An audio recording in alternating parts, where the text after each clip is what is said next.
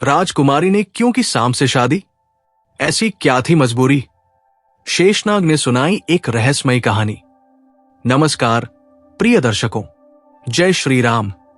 आप सभी का हमारे चैनल विद्या ज्ञान सागर में हार्दिक स्वागत है। यहां हम आपके लिए लाते हैं सनातन धर्म की अद्भुत, प्रेरणादायक और सच्ची घटनाओं पर आधारित कथाएं, जो आपके हृदय को सुख और शांति प्रदान करेंगी। आज की कथा आरंभ करने से पहले एक विनम्र निवेदन है। श्रीमद् भगवद गीता और पुराणों में कहा गया है कि अधूरी छोड़ी गई कथा दुख और पाप का कारण बनती है।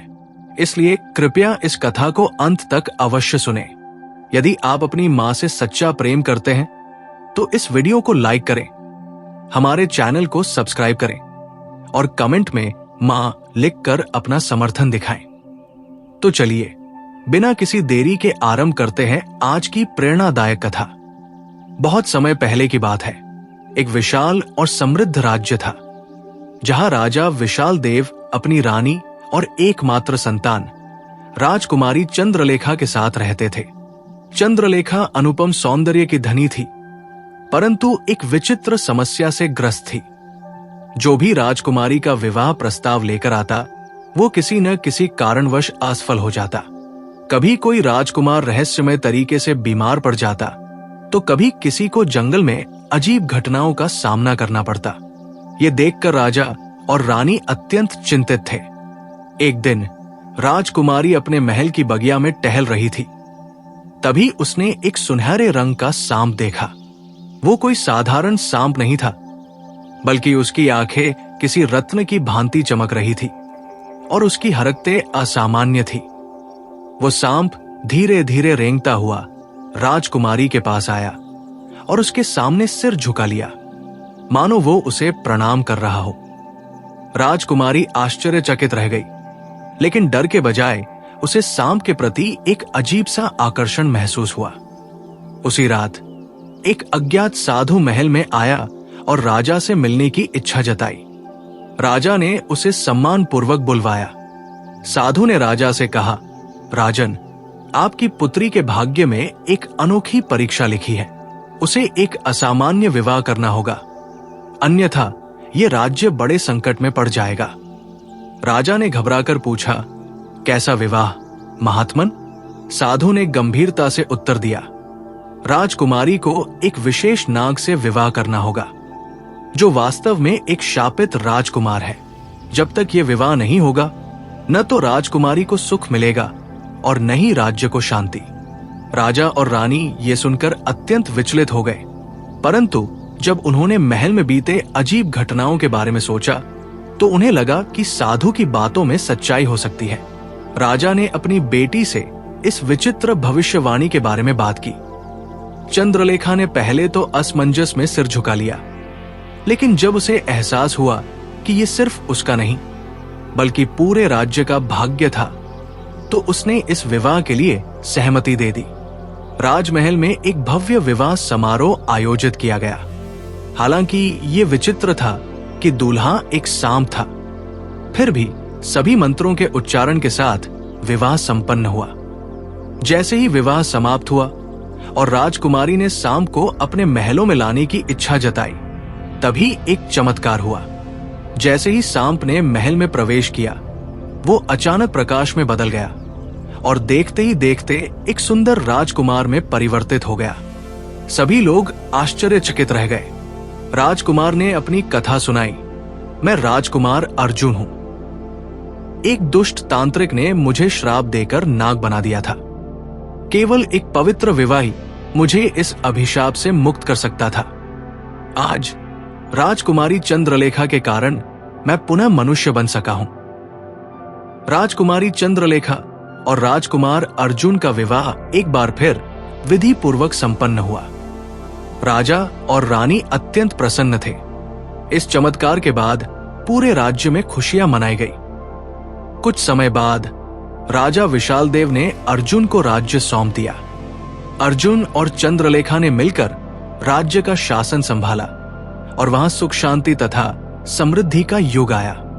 राजकुमारी चंद्रलेखा और राजकुमार अर्जुन के विवाह को कुछ महीने बीत चुके थे। पूरा राज्य खुशहाल था, लेकिन राजकुमारी को अक्सर अजीब सी अनुभूतियां होती। उसे लगता जैसे कोई छाया हर समय उसे देख रही हो। कभी कभी रात में उसे अजीब सपने आते, जिनमें एक विशाल नाग उसे पुकारता। वो डर तो जाती, लेकिन किसी से कुछ नहीं कहती। एक दिन राजकुमारी अपने कक्ष में विश्राम कर रही थी कि अचानक महल के बगीचे में तेज आंधी चलने लगी। पेड़ उखड़ने लगे और वातावरण में एक अजीब सी गूंज होने लगी। तभी एक भयानक काला नाग महल के प्रांगण में प्रकट हुआ। उसकी आंखें रक्तलाल थी और वो गुस्से से फुफकार रहा था। महल के रक्षक उसे मारने के लिए आगे बढ़े, लेकिन राजकुमार अर्जुन ने उन्हें रोक दिया। काले नाग ने एक डरावनी हंसी के साथ कहा, हाँ अर्जुन, तुमने सोचा था कि इस श्राप से हमेशा के लिए मुक्त हो जाओगे? नहीं, ये सिर्फ शुरुआत है। तुमने नागलोक की शपथ तोड़ी है और इसकी सजा तुम्हें और तुम्हारी रानी को भुगतनी होगी। राजकुमारी ये सुनकर चौंक गई। उसने अर्जुन की ओर देखा, जो किसी गहरी सोच में पड़ गए थे।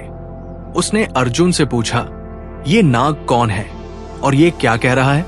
अर्जुन ने गहरी सांस ली और कहा, ये नागराज कालकेश है, नागलोक का राजा। ये वही है जिसने मुझे श्रापित किया था, और मैं भी एक नागवंशी राजकुमार हूं। राजकुमारी ये सुनकर हतप्रभ रह गई। उसने अर्जुन से आगे सच बताने के लिए कहा। अर्जुन ने एक गहरी सांस ली और अपनी कथा सुनानी शुरू की। बहुत साल पहले मैं नागलोक का राजकुमार था। मेरा राज्य नागलोक और मानव लोक के बीच संतुलन बनाए रखने का कार्य करता था। लेकिन नागराज कालकेश, जो शक्ति और अमरत्व का इच्छुक था, मुझसे ईर्ष्या करता था। उसने मुझे रास्ते से हटाने के लिए एक षड्यंत्र रचा। उसने एक काले जादू का प्रयोग कर मुझे शापित कर दिया कि मैं एक साधारण सांप बनकर मानव लोक में भटकता रहूंगा। मुझे तब तक मुक्ति नहीं मिल सकती थी जब तक कोई पवित्र आत्मा मुझसे सच्चे प्रेम के साथ विवाह नहीं करती। यही कारण था कि मेरे नाग रूप में तुमसे विवाह करना आवश्यक था। लेकिन अब कालकेश मुझे दोबारा नागलोक ले जाना चाहता है और तुम्हें भी अपने जाल में फंसाना चाहता है। राजकुमारी चंद्रलेखा अपने पति को खोने का भय सहन नहीं कर सकी। उसने दृढ़ निश्चय किया कि वो अर्जुन के साथ नागलोक जाएगी और इस समस्या का हल निकालेगी। साधु, जिसने पहले ही भविष्यवाणी की थी, एक बार फिर महल आया और बोला, राजकुमारी, यदि तुम सच में अपने पति के लिए समर्पित हो तो तुम्हें नागलोक की कठिन परीक्षा से गुजरना होगा। तुम्हें 3 घातक चुनौतियों का सामना करना होगा, तभी तुम अर्जुन को नागराज कालकेश के चंगुल से बचा सकोगी। राजकुमारी ने बिना किसी संकोच के अपनी सहमति दे दी। पहली परीक्षा, नागलोक के प्रवेश द्वार पर एक विशाल अग्निद्वार था, जो केवल नागों की शक्ति से पार किया जा सकता था। चंद्रलेखा एक साधारण मानव थी, लेकिन अर्जुन ने उसे एक विशेष नागमणि दी, जिससे वो सुरक्षित पार हो गई। दूसरी परीक्षा, नागलोक के मध्य में एक झील थी, जिसमें एक जहरीला नागराक्षस निवास करता था। उसे पार किए बिना आगे नहीं बढ़ा जा सकता था। चंद्रलेखा ने अपनी बुद्धिमत्ता से झील में पड़े जादुई कमल के फूल को छुआ, जिससे झील का जल पवित्र हो गया और नागराक्षस शांत हो गया। तीसरी परीक्षा, नागराज कालकेश के महल में पहुंचने के लिए एक जादुई पहेली हल करनी थी। यह पहेली ऐसी थी कि यदि उत्तर गलत हो जाए तो व्यक्ति सदा के लिए पत्थर बन जाता। लेकिन चंद्रलेखा ने अपनी चतुराई से सही उत्तर दिया और महल के द्वार खोल दिए। महल के अंदर नागराज कालकेश राजकुमार अर्जुन को अपनी जादुई शक्ति से जकड़े हुए था। जैसे ही राजकुमारी वहां पहुंची, कालकेश हंसा और बोला, तुम एक साधारण मानव स्त्री होकर मुझसे लड़ना चाहती हो?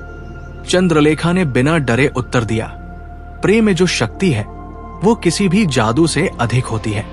मैं अर्जुन को लेकर जाऊंगी।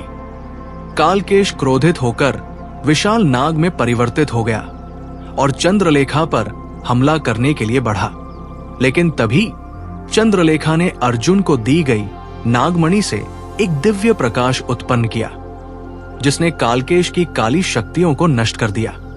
अर्जुन को पुनः पूर्ण शक्ति प्राप्त हुई और उसने कालकेश के विरुद्ध एक भीषण युद्ध किया। अंततः अर्जुन ने कालकेश को पराजित किया और उसे नागलोक से निर्वासित कर दिया। नागलोक के अन्य नागों ने अर्जुन को अपना राजा स्वीकार कर लिया और चंद्रलेखा को नागलोक की महारानी घोषित किया। राजकुमार अर्जुन और राजकुमारी चंद्रलेखा ने कुछ समय तक नागलोक पर शासन किया और वहां न्याय और शांति की स्थापना की, लेकिन उन्होंने ये भी निश्चय किया कि वे मानव लोक में भी लौटेंगे और वहां भी राज्य की रक्षा करेंगे। कुछ समय बाद वे वापस अपने राज्य आए और राजा विशालदेव ने उन्हें राज्य सौंप दिया। उनके शासनकाल में राज्य और नागलोक दोनों ही समृद्ध हुए।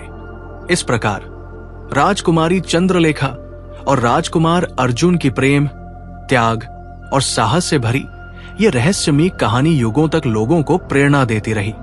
प्रिय साथियों, इस कथा के बारे में आपके विचारों का हमें बेसब्री से इंतजार रहेगा। अगर ये कथा आपके लिए प्रेरणादायक साबित हुई हो तो कृपया इसे लाइक करें और इसे अपने प्रियजनों के साथ साझा करें। साथ ही कमेंट बॉक्स में जय श्री कृष्णा लिखकर अपनी भक्ति व्यक्त करें। इस वीडियो को पूरा देखने के लिए आपका दिल से आभार। जय श्री राम।